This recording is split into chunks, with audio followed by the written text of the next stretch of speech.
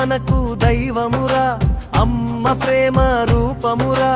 అమ్మ వంటి దేవత ఈ అవనిలోన లేదురా.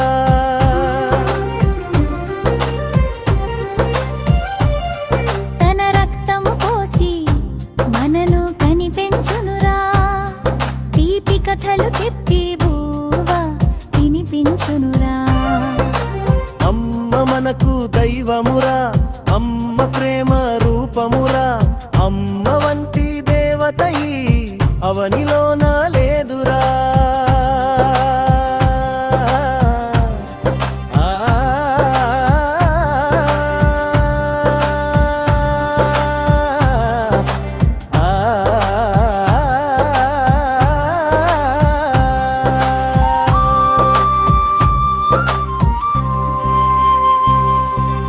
అమ్మ పిలుపులో ఎంతో కమ్మదనం ఉందిరా, అమ్మ పలుకు మాటల్లో అమృతమే చిందురా.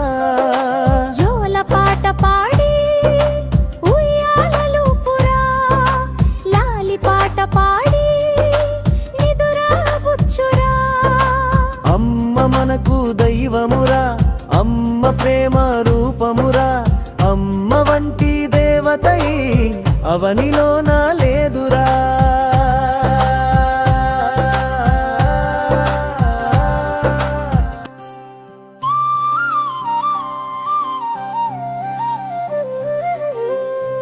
అమ్మ పిలుపులో ఎంతో కమ్మదనం ఉందిరా, అమ్మ పలుకు మాటల్లో అమృతమే చిందురా. జోల పాట పాడి ఉయ్యాలలుపురా, లాలి పాట పాడి నిదురా బుచ్చురా. అమ్మ మనకు దైవమురా, అమ్మ ప్రేమ రూపమురా. అమ్మ వంటి దేవత ఈ అవనిలోన లేదురా.